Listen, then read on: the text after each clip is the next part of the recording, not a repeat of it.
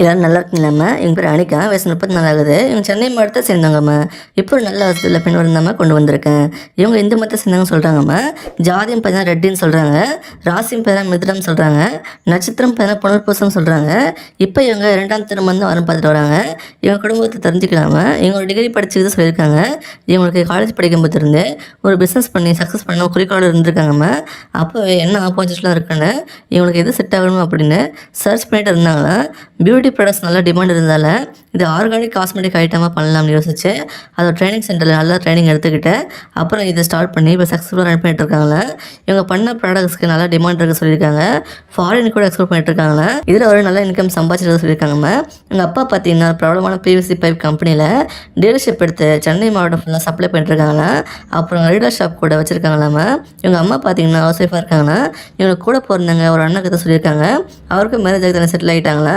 அவரும் எங்கள் அப்பா பண்ணுற பிஸ்னஸ் கூட தான் சேர்ந்து பண்ணிட்டு இருக்காங்களாம்மா. இவங்களுக்கு ஒரு பையன் இருக்கதா சொல்லியிருக்காங்கம்மா.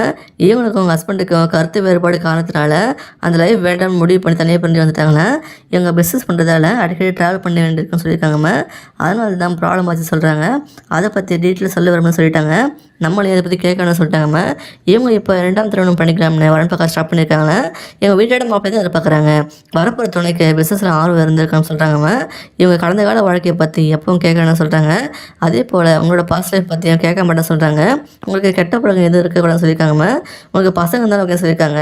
வேலைக்கு போகிறதும் போக வேண்டாம் சேவ் பண்ணுறதும் அவங்க விருப்பம்னு சொல்கிறாங்க. இவங்க பிஸ்னஸ்க்கு சப்போர்ட் பண்ண எதிர்பார்க்குறாங்கம்மா. இன்னும் சந்தோஷமாக வச்சுக்கிட்டு இவங்க பையனையும் நல்லபடியாக பார்த்துக்கணும்னு எதிர்பார்க்குறாங்க.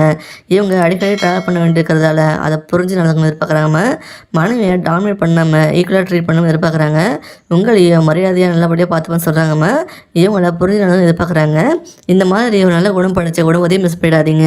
இவனை பிடிச்சிருந்தா இந்த வீடியோக்கு லைக் பண்ணிட்டு விருப்பத்தை கமெண்ட்ல சொல்லுங்கம்மா. அடுத்த வரன்னு பார்க்க இப்போ ஸ்க்ரீனில் வர இந்த லிங்கை கிளிக் பண்ணி பாருங்கள். வாழ்க வளமுடன்.